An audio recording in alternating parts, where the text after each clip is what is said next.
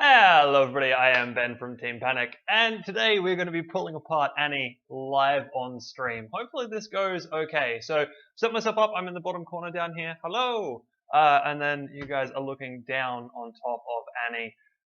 So this type of thing is something that you should normally do post every event. Pull the whole robot down into individual pieces and just make sure everything is still okay. It's what I didn't do at the end of the last event Annie was in, and we all know how well that turned out. We found a lot of problems with Annie when I pulled her apart to try and do some upgrades. So this time around we're going to be preemptive about this, and we are going to pull Annie apart right now and hopefully not find too many problems with her. Yeah, I saw the screen is kind of, the autofocus is playing up a little bit because this is what you're looking at right now is a webcam, and I'm, it's not exactly designed to look down at a combat robot. So hopefully it stays focused properly and doesn't keep blurring in and out. So I think the first thing we're going to do is we're going to pull Annie's wheels off because it gets really, really quite difficult to maneuver her around while she's got her wheels on. So we'll get rid of these. These ones are actually really, really old wheels, to be honest. These are the first set, I think, that she ever got. And I think also the set that were with me at Bugglebots as well. Yeah, I am also interested to see what shape the weapon mode is in, because that is going to be interesting. This here is the wheel. Let's see if we can focus on that.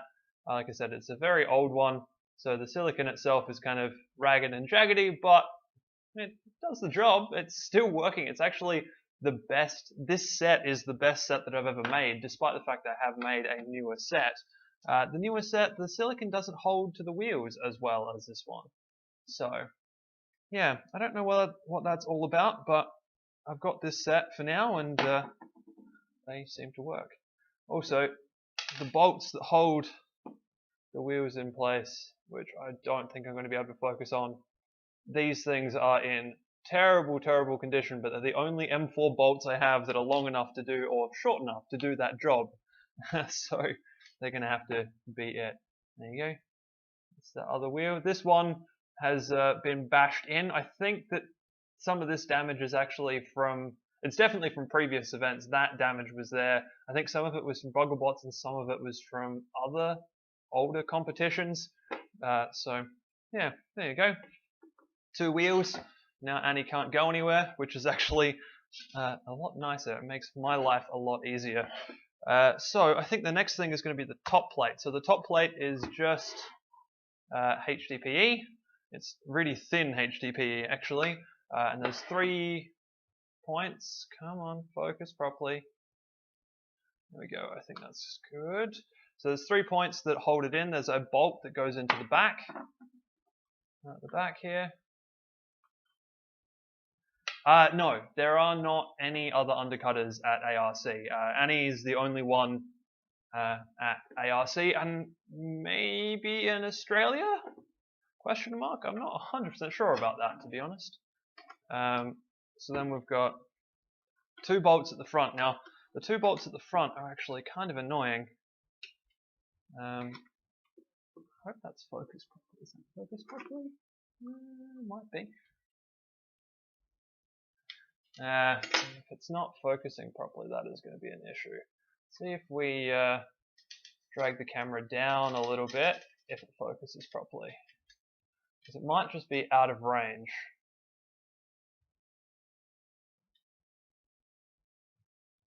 There we go. Is that better? Please say you're focusing properly now. It seems to be doing a little bit better job. Oh, cool. So there's an undercutter in Brisbane. That's nice.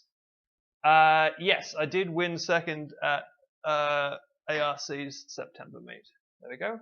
1 second trophy. Look at that. Okay, so we've got the 2 nuts that go onto the top here off. So the next thing is actually to get the lid off. Now that is actually more of a challenge because these bolts are quite tight. So what I need to do is actually lever this off with a pair of pliers. It doesn't like to come off, and this is something that we'll upgrade or I'll change going forwards. I'll drill these holes out a little bit larger so that they release better than this, because that's always a pain to get off. So there we go. This is Annie's guts. There is a lot of wiring in here, and also the battery. We should probably take that out first. Okay, a battery. Yeah, I'll have to get a better webcam if we're going to keep doing this type of thing then, because yeah, this doesn't seem to be focusing as well as it probably could be. Once again, let's just see if we can pull her in a little closer. Maybe that's better? You guys are going to have to let me know if the changes that I'm making are better, because I've got a preview on my screen, but it's kind of small. So blurry and everything is, yeah, a lot harder for me to work out. So here's all of Annie. This is actually, all of this wiring in here is pretty much the same as it was at Bogglebots. So even all of like the motors and stuff were pretty much the same. Still just a tight squeeze in here though. So it's all the wiring out. There's a lot of wiring in here, but none of this seems to be too badly damaged or have any real issues with it. It was all squeezed in quite tight, but everything seems to be okay. There is a little bit of heat shrink coming loose on this connector, which is a little bit worrying, but that's going into the ESC, and I want to change this connector over anyway because it's a an XT60 connector, and it really doesn't need to be because this is only a 30 amp ESC, so it should be fine running on 30 amps and running the XT30. Hi Bogglebots! Yeah, I really hope now that Annie's weapon system is working that we get a season 3 of Bogglebots when the world calms down a little bit. That would be quite nice. Because she's got some scores to settle. So, anyway, like I said, we're saying the wiring itself is looking pretty decent. There's not much more I can do without taking this motor out, and this motor is going to be the big thing that I'm like really concerned about, basically, because it could be in any state at this point in time. Those bearings were doing a number on it. The new upgrade bearings were doing a number on it just in the test spin-ups I did here. So yeah, we could have gouged massive grooves into this motor or anything really. So what I'm doing at the moment is I've hot glued down these bolt heads, the bolt heads that hold the weapon motor in place. And that's basically redneck or bogan Loctite, whichever one you want to call that. It basically stops it from backing the bolts out when anything vibrates, and there's going to be a lot of vibrations in this system. So, oh, actually, before we get the weapon motor out, I think what we're going to do instead is we're going to pull the front plate off. Sorry, not the front plate, the weapon system off, because the belt release is better when you pull the weapon off first rather than pulling the weapon motor out first. And hi, Kaylin. I will happily say hi to anybody in chat. Alright, I need the other wrench and the Allen key, but not that Allen key, because that's a tiny Allen key. There was a bigger Allen key around here. Oh, there it is. No, wait, that one. Too many Allen keys around. That's kind of what happens when you build combat robots. You get a lot of different tools sitting around the place. So, where are we? There we go. So we've got a bolt at the top here, or a nut at the top here, and then an Allen bolt at the bottom here. And this bolt is what Annie's running around on at the moment. And yes, definitely get the overhead cutter made. Those are really cool. I like overhead cutters. I just can't ever get the robots low enough to build an overhead cutter that's going to be anywhere near effective. Yeah, so I stick to my undercutters and my mid cutters and my angleds. Alright, so that bolt has come fairly loose fairly easily, and then we should just be able to... Oh, there was a washer on that side too. Cool. Alright, so... Oh, that's interesting. That got stuck. This is a M8 shoulder bolt, so there's no threads here, which means that the which means that the bearings run a lot easier. Yes, my table is a mess because I'm building combat robots. Tables get messy very, very quickly in this arena. And where are the googly eyes? Right here. There. I don't do anything on Annie without having at least a couple of packs of googly eyes around. So these bearings feel okay, actually. That was one of the things I was worried about. I changed these bearings up as well this time. And I was hoping that these were going to be better quality bearings, and they seem to be, because I don't feel any crunch on these, and these were in at least a couple of fights. So that's really good. Those bearings are still floating quite nicely. There's very little damage on any of these weapons that wasn't really already there before, so that's pretty cool. Oh, and also, check this out, actually, if you can. I don't know if this is going to actually focus on this. But there's no belt burn in here. All of my old versions... Oh, hang on, here we go. I knew I had an old version somewhere. So this is an older version. This is one that got hit and destroyed. But you can see the black... If I can angle that correctly. You can see the black charring in here. This is belt burn. This is where the belt has slipped and burnt. So this is a really old version of this same pulley that had that belt burn issue. And this is a pulley that came fresh out of like 3 fights over the weekend. There is no belt burn on here. Yeah, it's so good. This new weapon system has done wonders for actually keeping the weapon going. I'm just hoping that it hasn't completely destroyed the weapon motor, because that could be interesting. If I'm replacing a weapon motor every single time, that's going to be a big problem. Let's just catch up on chat real quick.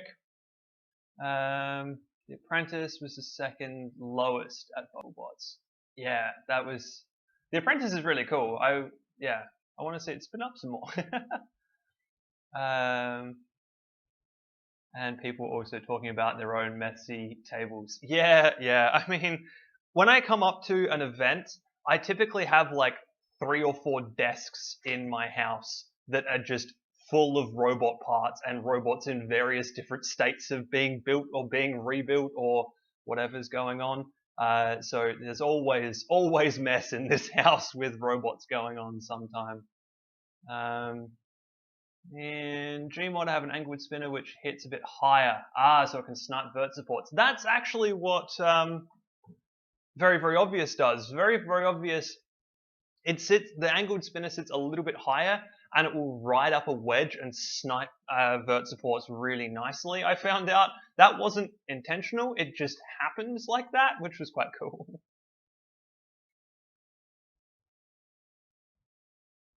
Okay. Alright, so let's keep moving. So all of this pulley stuff is looking good. The belt is looking good.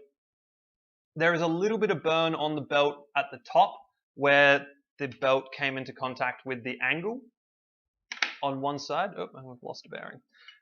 But on the actual bit that was making contact and doing the pulling, it was in like just fine. Totally fine. Okay, so moment of truth time. We're going to get out this motor and hope that nothing has exploded.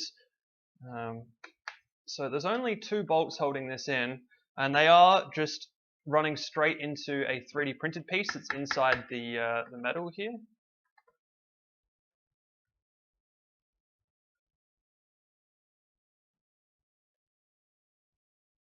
So once we get these guys out, we should actually be able to see what this motor looks like. And that is also why I put the hot glue around here, right? Is because I couldn't Loctite these because they're running into a 3D print, and Loctite and 3D prints is not a great combination. So instead I tightened them down as tight as they would go, and then hot glued the heads in place so that they wouldn't back out. Alright. Well, here we go. This is the motor assembly. Everything still seems to be looking okay. The motor can still spin, which is a good start. Do I have any issues with the bearing slipping as the shoulder bolt has no threads? In fact, the opposite. So when we've got the shoulder bolt here, what happens is, where'd my bearing go? It's around here somewhere. Oh, it's actually still in the weapon. So you've got a bearing, you've got a shoulder bolt. The bearing slides all the way down and hits the end. So it's actually running, like the inner ring of the bearing taps the end of the shoulder bolt and holds like that. So that's where the weapon is sitting. It's kind of resting on the bottom of the shoulder bolt. And what it does mean though is you can't put any torque on this side to side. Like by trying to twist it, you get nowhere. Whereas if you twist, like you put an 8mm bearing on an M8 bolt and twist with your fingers, the bearing will move a degree or two before the bolt starts to move, which means that there's so much play in your weapon, and your weapon can like flop around all over the place like a fish, which is not good. So shoulder bolts, they're a good idea. It's one of the things I learned building Annie. So here we go. Now we'll do the drum roll, Mark. People keep distracting me from showing what this motor actually looks like. Alright, here we go. Oh, drum roll on Annie. Oh no. Oh, that's okay. There's a pretty sizable indent in there. Like it actually, I can feel it with my finger. Hang on, I'm gonna see if I can get Annie out of frame so that this is easier for you guys to see. It'd be really nice if this camera focused properly. But yeah, there is quite the sizable indent in this motor. Yeah, okay. I'm not sure how many more fights this motor would hold up, and my fingers are getting grubby from, yeah. The sticker and a few other bits and pieces. It does look like it's a little bit of sticker, but it's also, like you can see, there's some copper coloring in there. So it's wearing through whatever this motor can is made out of. But I don't know if it's going to do much more than that. I mean, I would hope it didn't, because if it did, it would actually, yeah, start to disconnect. Yeah. Wow. So that's interesting. That is definitely something to consider. Now, I've left that outside of my arm's reach. But outside of my arm's reach, I do actually have the proper bearing that I wanted to put in here. And yeah, I thought it was going to be all alley, but if you actually have a look at it, I'm getting some copper coloring out of it. Like, where it's worn away, it's got some copper coloring. Why do I think this is happening? Because of these guys. Where are you? There you are.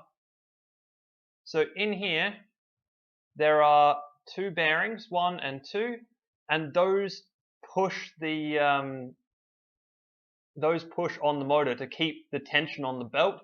So all the tension in the belt is trying to pull the motor this way into this bearing block, and these bearings are holding it back. So basically they're being jammed really, really hard into this motor, and they're grinding away at this motor.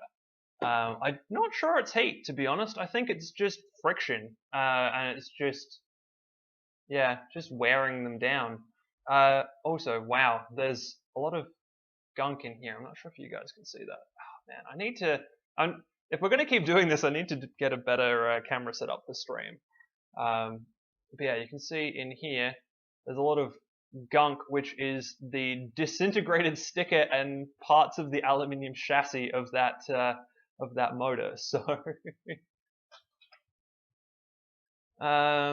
because the bearings are static, it digs that channel, and after a few fights, yeah, that's the thing I'm thinking is after a few fights, this channel is going to have a maximum depth to it, because once it gets to a certain maximum depth, the belt tension will lessen up a little bit, and it will be at a let's say an ideal point, and that ideal point will stop wearing yeah, well, I mean, in theory, in theory, let's say in theory. So the other thing, like I said, there is 2 bearings in here. These feel okay, but I am going to pull them out as well. Now you'll also notice that these guys also have some hot glue, a little bit here and a little bit there. They also have hot glue on the other side too. I was really keen that these bolts did not come out at any point. Yeah, because if they'd come out, then that would have been a bolt and a bearing dropping into the weapon stack up, and who knows what could have happened from there. That would have been disastrous, I think. So I'm very glad I put hot glue in all of the places. Now let's get you out of here. Like I said though, these 2 little bearings were a temporary solution. I have a bigger bearing now, which as long as I can make weight with that bigger bearing, we'll use the bigger bearing in the future, and that's going to have a more spread out contact with the motor, so it should wear the motor down less, hopefully. I'll grab that in a second, but it would mean sitting up or standing up from where I am, and yeah, going to get that. So we'll go and get that in a second once I've finished pulling Annie down a little bit further, because I do want to get the front plate off of Annie in a second here, because then we can check to see if the new weapon mount bar at the front there actually stood up. And this is why it's a good idea to put hot glue into these things, because it's a pain to get back out again, so it's not going to come out accidentally.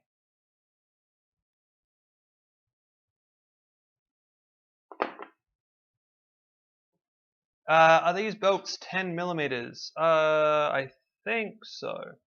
Oh, interesting. What's going on there? I just pulled it out to have a look at the label, and there's a little like mark on the actual belt itself. I mean, I do have another one. I mean, I do have more of these belts around. In fact, I have like a whole pile of belts. Some of these are good and some of these aren't. Yeah. So yes, the weapon is some 3D printed parts. I mean, the mounting plate for the actual motor, that's an ABS part. This surround is a PLA part, but to be fair to it, it's not really holding much, and it's only holding something in tension. In compression. It's compressed. Like the bearings and everything push in, and 3D printed parts are quite strong in compression, so it's not too bad. And it's only compressing a few millimeters into the actual chassis anyway.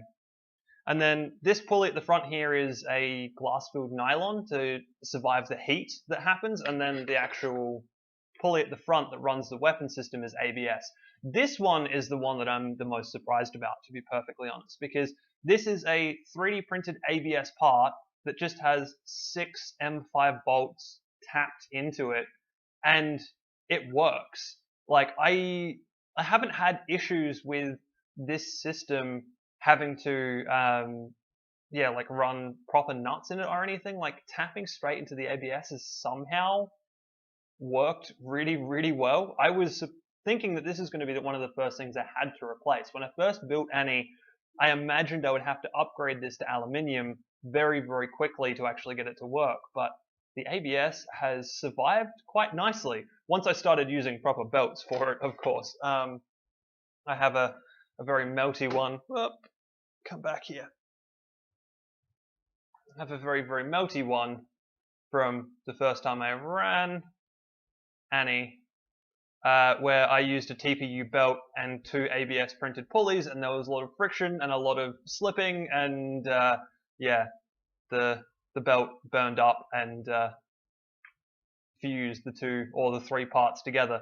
But even back then, I was running bolts tapped straight into this ABS, and that bit held up totally fine. It was just the pulleys that melted. So yeah, once I moved over to timing belts, I haven't really had that much of an issue with those front pulleys. Yeah, which is interesting. So all right, let's see.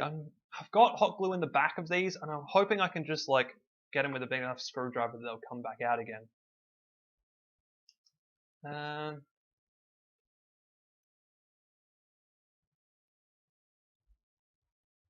Yeah, so all of the 3D printed parts should be in compression. Not that I really designed it that way, it just was kind of happy accidents that those things happen that way. A lot of it was, oh man, I need a complicated looking part like this, and I don't have time to get to like a CNC machine or a router or anything to actually be able to sit down and make it. So I'm gonna have to 3D print it and hope that it works. And in most of these cases, it just has, which is nice.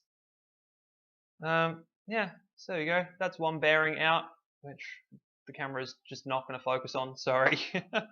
But that's totally fine. That bearing is working, which is good. And this bolt that's come out of it is also quite nice. It doesn't look like it bent or anything. We've got the second bearing. Oh, come back here. Tiny little things. I mean, they're an M5, but they're still small. And I'm getting, my hands are being painted in sticker, brushless motor sticker. Cool. So that's that motor and motor assembly. That, like I said, that I'm really happy with. That has held up a lot better than I was expecting it to. Now, give me half a second. I will grab the big red bearing. Sorry, the big bearing. It's not a red bearing. It's just a big bearing. I'll grab that and yeah, we'll have a look at that and see the replacement to this and hopefully what's going to stop this from happening again in the future.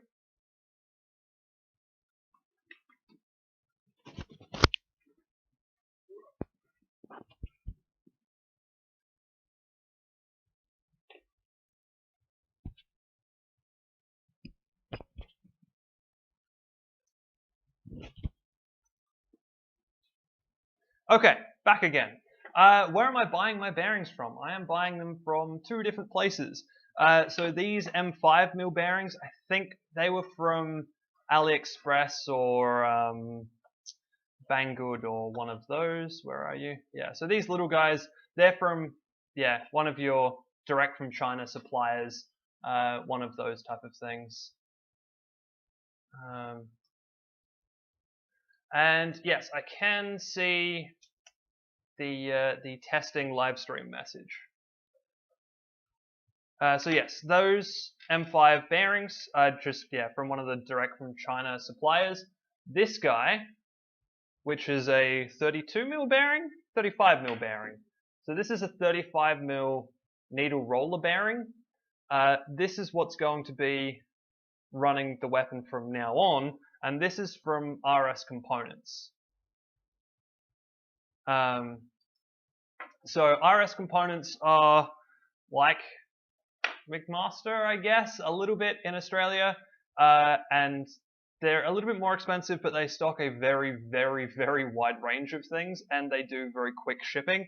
Unfortunately, not quick enough for me to get this bearing in time for last weekend's fight, but yeah, still fairly quick most of the time. So there's a different. So this is the one that was in that fight, and then this is going to be the new one. So this bearing, come on, drops into there, sits at the bottom like that. Weapon system goes in. Just tighten this down just a little bit. I don't actually know what the weight difference is between the bearings. I do have my scale here though, so I will grab that in half a second and have a look.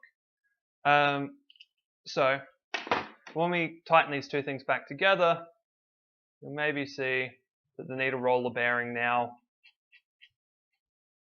holds that in place, which is quite cool.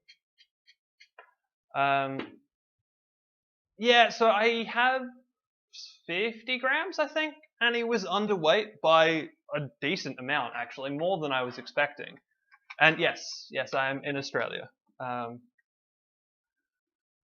Yeah, so Annie, like I said, she was 50 or 60 grams underweight, I think. So I've got a little bit of weight, and I've been meaning to convert her over to a brushless drive system or something. So I've got more weight that I could get out of her fairly easily, which would be nice. I mean, the other thing too is she's got nice big thick aluminium side rails at the moment, which she really doesn't need. That level of sidewall is just overkill. All right, so let's take a look.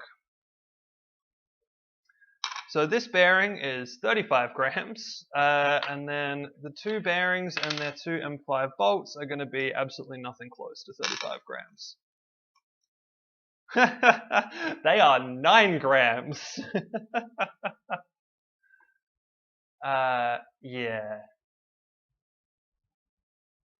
Yes, so Annie is in the 1.36 kilo weight class. And yes, so the needle roller bearing is, yeah, quite a lot heavier, 20 something grams heavier, but I think I have that, which, yeah, should be nice, but like I said, if I don't, then there's stuff that I can get rid of. So if you have a look at Annie's chassis, there is markings in here already where I'd plan to cut away some of this this metal, and yeah, that will give me 20 grams easily, I think, so I should be okay. Yeah, 26 grams in a beetle weight, not a huge deal, I don't think. Also, how do I come up with my bot names? Oh, this is a interesting and easy question for me to answer, actually. I have systems, but then I also don't let the systems define my bot names. So, hang on, turn off. So, when I first started out, I actually started with quotes from Back to the Future movies. So, one of my very first robots, Don't Need Roads, the drum spinner, is from the Back to the Future quote, "Where we're going, we don't need roads." And I decided that that was going to be my naming scheme. I was going to pick, yeah, just kind of weird and wonderful lines from Back to the Future and use those.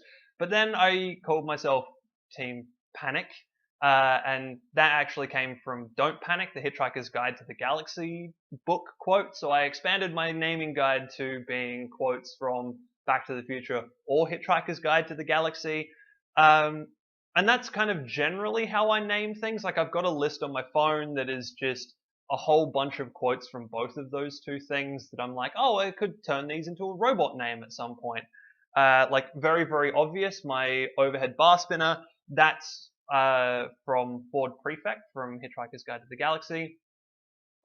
And yeah, I also then don't let myself get too stuck. If I think of a name that I think works really well for a robot and it doesn't fall inside those guidelines, I still use it. Like Annie, Are You Okay is obviously a reference to a Michael Jackson / Alien Ant Farm song. But it worked really well for Annie because she started as like she was inspired by crippling depression. So I needed something that was kind of along those like mental healthy lines. Yeah, so that's that. Yes, there is a lot of Ali in there, and I am pretty sure it's not going to cause any real structural issues because the thing that's actually the most strength in all of this is the corner. And so as long as that corner stays, it should be totally fine. So the top and bottom armor are, yes, both HDPE. So this guy, the top plate is 2 mil thick HDPE, so it's really bendy.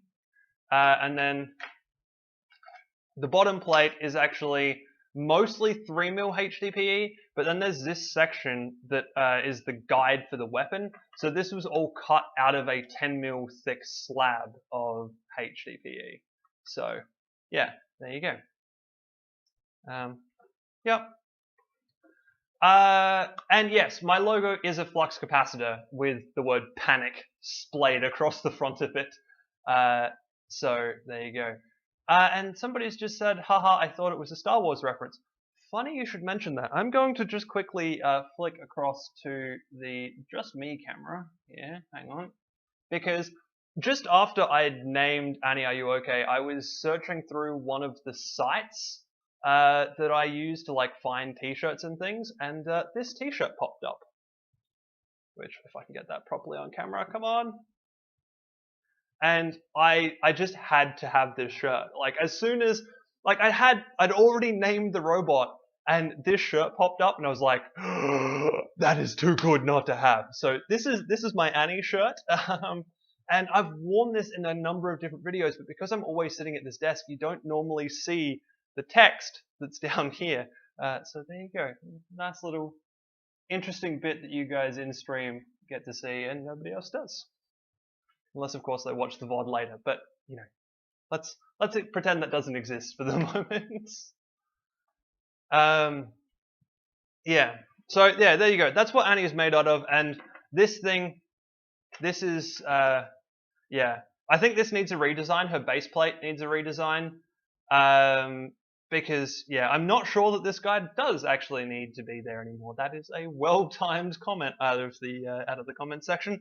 Yes, so I'm not sure that this base plate does need to be there. There is a little bit of scraping still on the back. I'm just seeing a little bit of paint here on the back.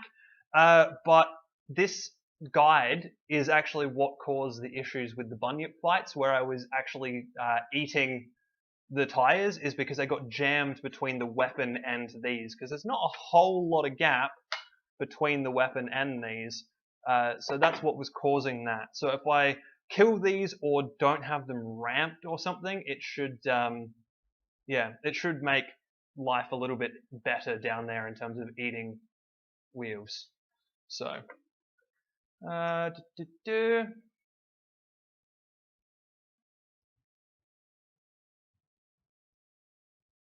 yes. Okay. So yeah, look. I think for naming things, my advice to anybody trying to name something, and I might make like a 2-minute quick shot video on this in the future, is find yourself a theme, write down a whole bunch of names for that theme, just keep them in the list on your phone at all times, and then use that to kind of get yourself out of mental blocks. But if you find something that doesn't fit the theme, go for it anyway. Just you know, as cool as it is to have a theme for all of your robot names, sometimes you're going to build something and you just want to call it something that doesn't make sense in your naming scheme. So just do it. You know, if it's a cool name, it's a cool name. If it fits the robot, it fits the robot. So there you go. Yes, Annie did find her love of tires in that particular competition. She definitely channeled her inner Rara there and just went on an all-wheel diet. If I make the top and bottom symmetrical, you would have to make a lot less spares. Unfortunately, I can't really, because of the way the weapon system mounts. The weapon system needs there to be a gap in the top plate. There needs to be this hollowed out section in the top plate, which, yeah, just doesn't work as well for the bottom section. Also, the bottom section is thicker than the top plate. The top plate is fairly flimsy and is basically just enough material to keep all the electronics inside the robots. Yeah. And yeah, there you go. Weapons of war is a cool idea as well. I mean, very fitting, realistically speaking, considering we're all building combat robots here. Alright, so let's get this front plate off next, I think. Now, one of the things you'll see here is that if I peel this back, I've actually got 2 layers of googly eyes in here because Bunyip kept breaking me googly eyes off, so I had to keep piling them up on top of each other because that's where the googly eyes go. So, come back. There we go. This, yeah, this double-sided tape I'm using, I need to work out what it is because nothing sticks to HDPE except for this double-sided tape for whatever reason. So there you go. Anyway, we're going to take this front plate off. Now this front plate is literally just held on with riv nuts, so rivets that are also nuts. That should just unscrew quite nicely, hopefully. Yep. So that's the other thing. I don't know where all the weight went in Annie, because Annie went from being very, very overweight to being able to fit the 10, so this is 10 mil thick HDPE, And last event she was almost overweight with the 6mm HDP on, and this event she was underweight with the 10mm thick on. So I don't know where all the weight has disappeared to. I'm guessing it's just this new front section that has actually, yeah, saved us a lot of weight, which is really interesting. Anyway, so look at that. Straight and true. That is really, really good. This front section is still rigid.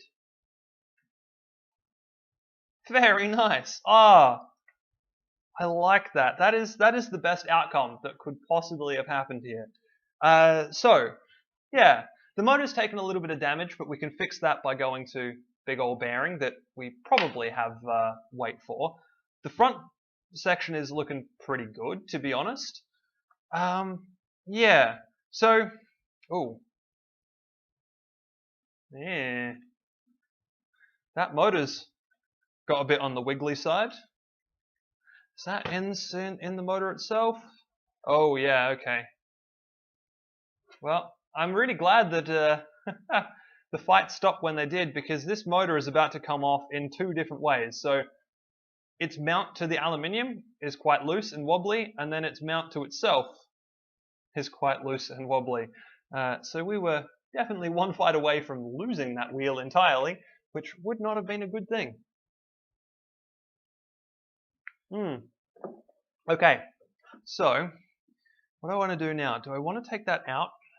I think I do. I just want to make, like, I just want to double sure. Want to double check and make sure that, yeah, that's going to work. And yeah, I probably will have to replace that motor. Although, like I said, I was kind of considering swapping Annie over to brushless drive anyway. So, you know, maybe I replace it with just brushless drive. The problem with that is that there's not a lot of room in here. Like all of the ESCs and stuff get tucked in the back behind the motors. So having a brushless ESC in here spinning at very, very high speed is not really going to go all that well, I don't think.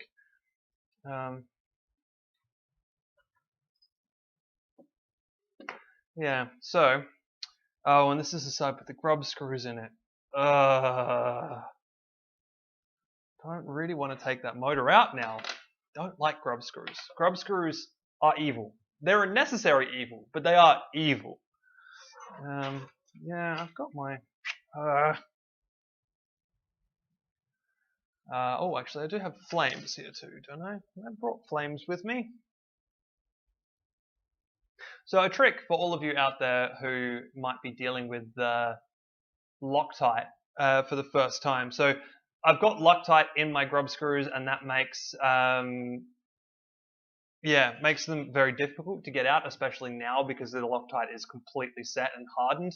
But if you hit them with a flame, just even off a barbecue lighter, then you can loosen them up quite considerably. And I think that's what I'm going to have to do. I did have a barbecue lighter. I swear I brought my barbecue lighter to this table specifically for getting Loctite off, and now it's not on the table, which is annoying. Hello? Nope. Okay. Well, it looks like we're going to have to, deal with the barbecue lighter at a later date, and I will take the motors out off camera, I guess. Yeah, I think brushed works well for Annie as well. The problem is it's just heavy. It's just quite heavy. And the other thing too is that these gearboxes are a little bit the outputs on them are okay, but the connections between the motor and the gearbox are a little bit loose. And yeah, there are no flamethrowers at ARC because we and basically everyone in Australia runs wooden floors. So you can't run a flamethrower on a wooden floor. That's just a recipe for disaster. Yeah, so the big thing for me actually is these gearboxes and motors are quite a weak point. Like these gearboxes are a weak point.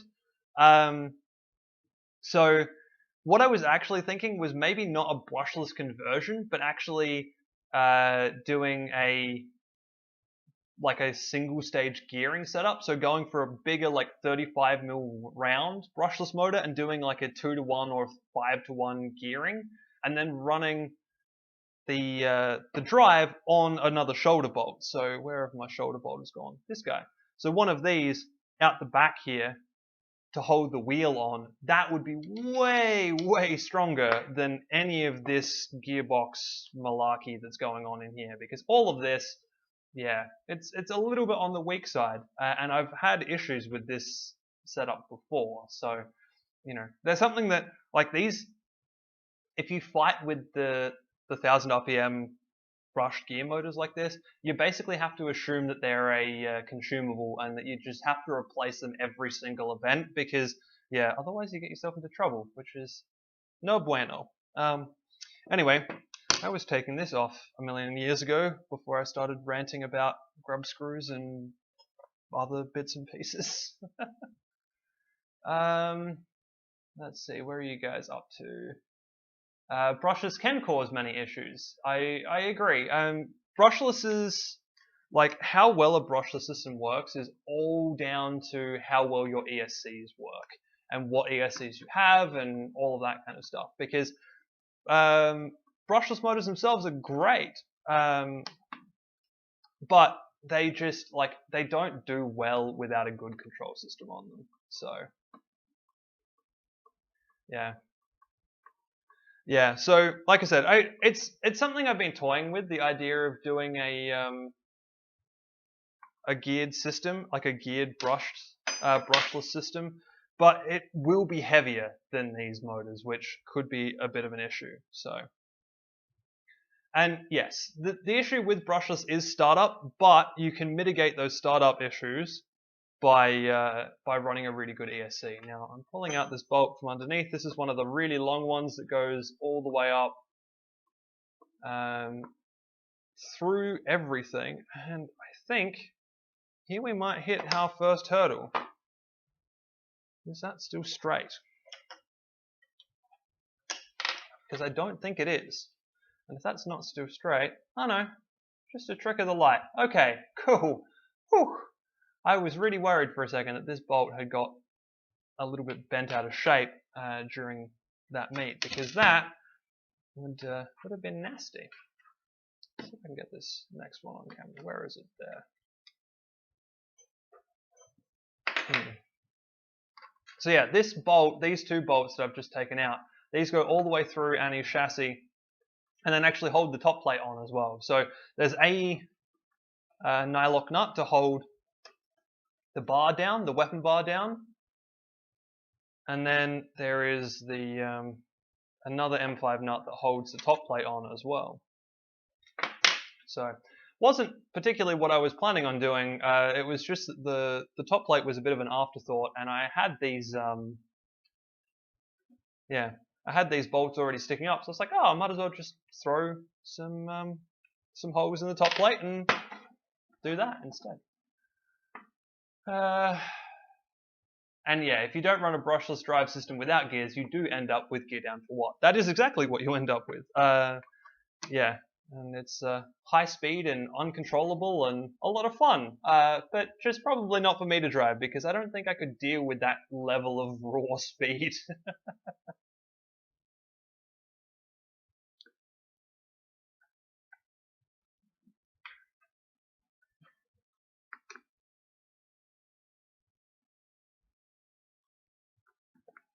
No, Mark, I don't think you really missed much. A lot of the last 20 minutes of me being kind of going off on tangents as I'm pulling the robot apart still.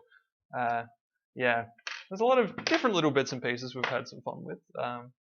Yeah, there you go. Come here. That is that front plate.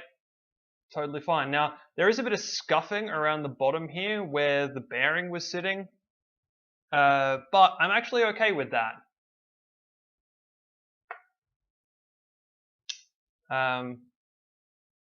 Yeah, because that means that the bearing is just kind of scorched out a space for it. or a scorched out of space for it to sit, and that means I didn't have to run a washer in there, which would have offset where the bolt position was, which would have meant that the weapon probably tilted a little bit and hit something. Yeah. Annie down for what? Ha! Oh, I like that. That's good. Maybe we'll call the drive system Annie down for what if we get there eventually. Yeah. So there are 3 3D printed pieces in here. There is one at either end, which I'm probably not going to be able to get out because they've probably glued themselves in place by now.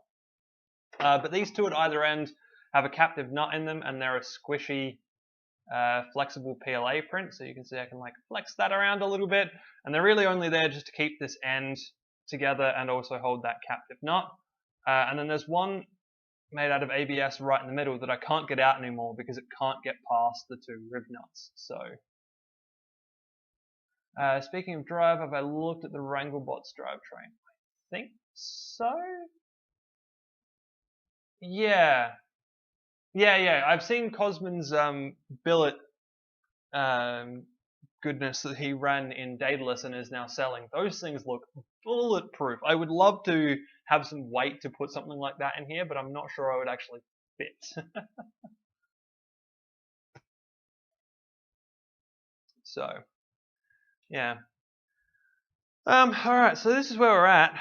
Annie's now basically being held together by not a whole lot. There's 2 bolts at the back that are holding these front sections together. So let's go ahead and pull that apart as well. I really had kind of planned to be a little bit neater when I was doing this, but no, that didn't work out. So the one thing that surprises me quite a lot is the fact that this back plate I haven't had any issues with. So this back plate is 6mm HDPE held in place with 2 M5 bolts, like it's not a lot.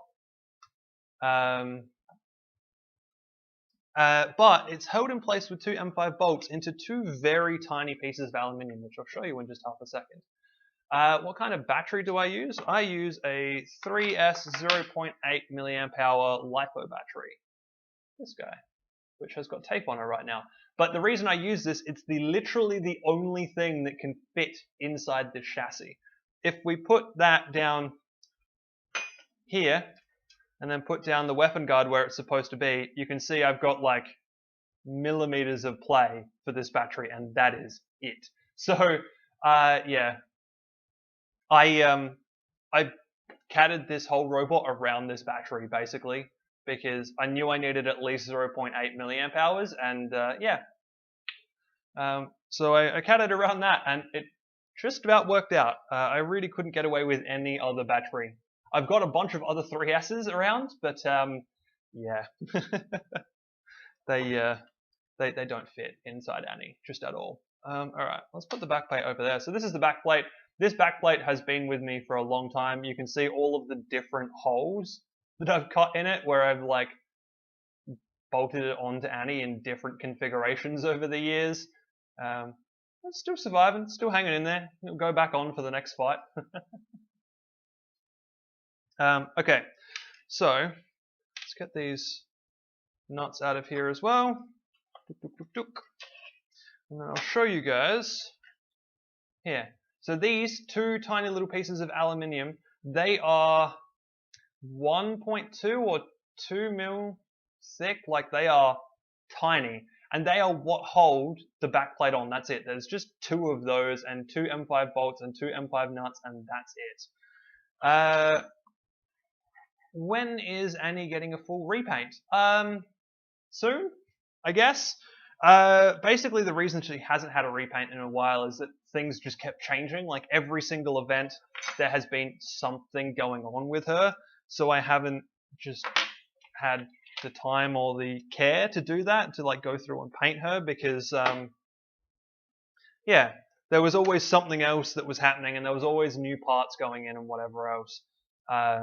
So yeah, it just wasn't optimal to repaint her. But yeah, I think considering that I'm a lot happier with the part choice I've got now, she'll probably get a repaint again sometime soon. The other problem too is painting HDPE is a huge, huge pain. I really, really need to find a much, much better method of actually doing it. Because yeah, like it's just, it's a real problem. Because you can paint it, and I mean I have painted it. The front and the back plates are both painted, but the problem with them is that you scratch them or touch them even, and they just start flaking paint at you, which is really, really annoying. In actual fact, you can see it here. So you can see up around this top edge where there's like chips of paint is missing. And what you'll find is that when you, oh, and there you go, the scratches along the back and stuff. When you deal with this stuff for too long, when you're handling spray painted HDPE, your hands get covered in paint chips. People are saying,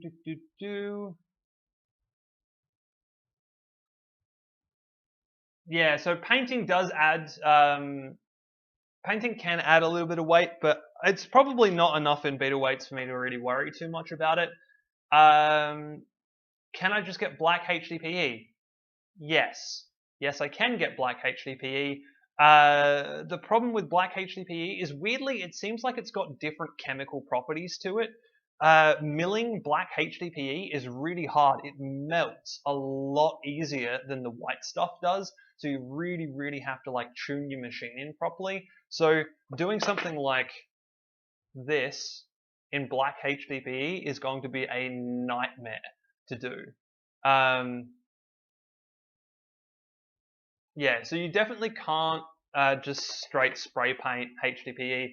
You can heat treat and then paint. So if you, like these guys, what I did to get this to stick as much as it did was you hit them with a flame first and then use a primer that's dedicated for plastic and that type of stuff, and then you put down your actual spray paint. And it works okay, but still not well. So the other thing too is I've seen somebody in chat say, wrap your HDPE. Yes. So this guy, which is a experimental robot from ages ago, XD, my very, very long combat robot, these two front plates are actually Annie's front plates. There's one here and there is one there. These are Annie's front plates that I wrapped in school book contact. And that actually worked out really, really well. So what I was considering doing was wrapping Annie's parts and then spray painting the wrap. Because I think that would actually work out quite nicely. And also, I just remembered, I've got two extra front plates for Annie. All I need to do is take them off of here and, yeah, use them for her rather than using them as a display piece up on my my display back there. Although you can't even really see that anymore, I don't think. Let's see, hydro dipping. I actually don't know if you can hydro dip HDPE. That is definitely something I would have to look into. But yes, HDPE is definitely very difficult stuff to get anything to stick to. But that's part of like it's the chemical properties that make HDPE so great. Also make it really difficult for things to stick to. So the reasons why we like it are the reasons why we can't paint it, which is annoying because anything that we get that's like HDPE will also not be able to be painted because it's all the same type of stuff. Yeah, okay, well I'm now sitting in front of a table of just bits. There's only a little bit left that we can do, and that is to, yeah, remove this wobbly old motor from here. And then also get rid of all of this electronics stuff too. I mean, I could actually pull all this apart. I do want to go through and redo this. This wiring hasn't been updated since BuggleBots. That there is a 30 amp fuse. The little green package is a 30 amp fuse that I had to put in there when I went over to the UK to fight at BuggleBots. And I really don't need that in here anymore because Australia does not have any real rules on running fuses or anything like that. So I really should update and redo all of this wiring at some point.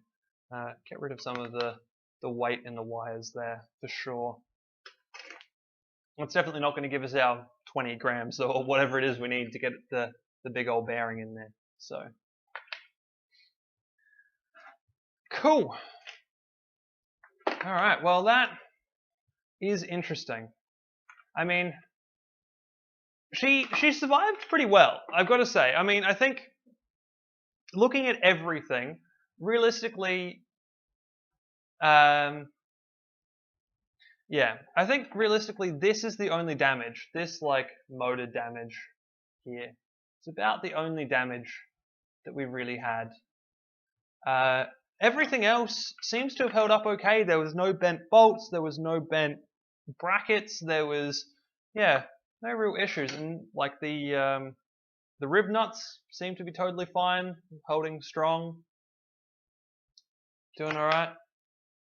So yeah, I'm really happy with that. Annie has come out of that event not only getting second place, but also pretty unscathed compared to how she's come out of other events in the past.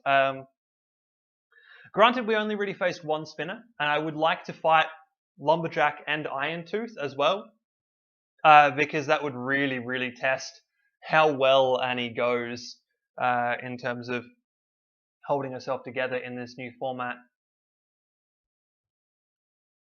Yeah, I could leave the fuse in there, realistically, but yeah, look, if I'm going to upgrade the wiring, because I want to upgrade the wiring, I want to change these wires, because these wires aren't the best wires. They're not actually silicon ones, so they're a little bit inflexible. So I'm going to upgrade this whole system anyway, so I'm probably just not going to solder another fuse back into it. Well, not until Bogglebots. Well, Bogglebots Season 3. Fingers crossed. Bogglebots, if you're listening, please. Please? Please. Please?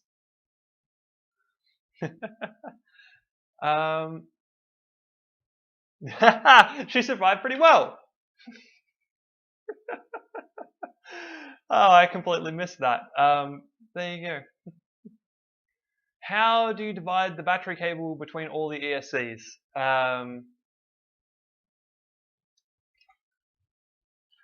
Like this.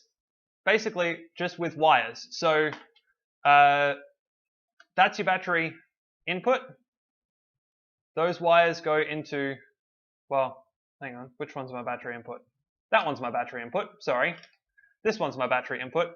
So those wires, one of them goes into a join, the other one goes out to the link, and then that comes back to this other join. So inside this join, I've got the power coming in from one side, and then going back out to the ESC on the other side. Then I've got it going to this connector, which goes to my drive ESCs, and then out to the light that gets powered up. So it's literally just a splice, a solder splice in there.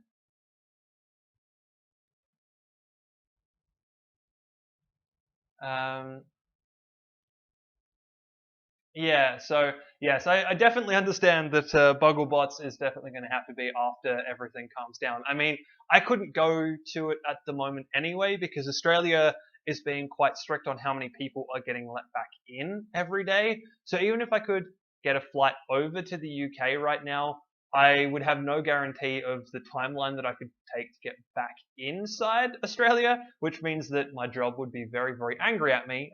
So I would, yeah, I couldn't go overseas right now, and I don't think I would want to be perfectly honest. So yes, I'm wanting Bogglebots to come back once the world has calmed down quite a lot. Yeah, it would. Yeah, I think it would make sense for them to hold out until everything's just calm.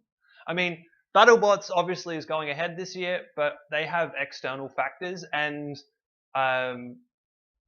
yeah, I feel like America's in a weird place with all of this, so they have a lot of other things that are going on. What do I do for a job? I am an engineer. Electrical and software engineer. I build robots for a living, just not combat robots. Yeah. Cool. All right. Well, I think this stream is about at the end. I am really happy that you guys have come along and watched me do this. I'm also really happy at where Annie has ended up in terms of how much damage is on all of these parts, not the fact that they're all, in parts right now. I will take some time in the future to put her all back together again. Maybe. I've got some plans. I might look at a few other smaller upgrades along the way, but if I do any of that type of stuff, I will make videos and stuff of it. Or, I don't know, maybe we'll do another live stream at some point. It would be interesting to do a live stream from my workshop, like while I'm soldering some stuff together, or while I'm, cutting parts for the first time. Although I'm not sure. It's going to, it's going to be interesting. Because, I don't know how well running a drill press would go on stream. Maybe not. We might leave the actual building of new components to videos. How about that? Yes. Okay. Thanks a lot, guys, for coming. I'm going to flick us over to the holding card for a little bit and just kind of let chat scroll and just make sure I haven't missed anything. But yeah, thanks a lot for coming along, guys. Hope you enjoyed it. I know I did, and I will see you in the next video.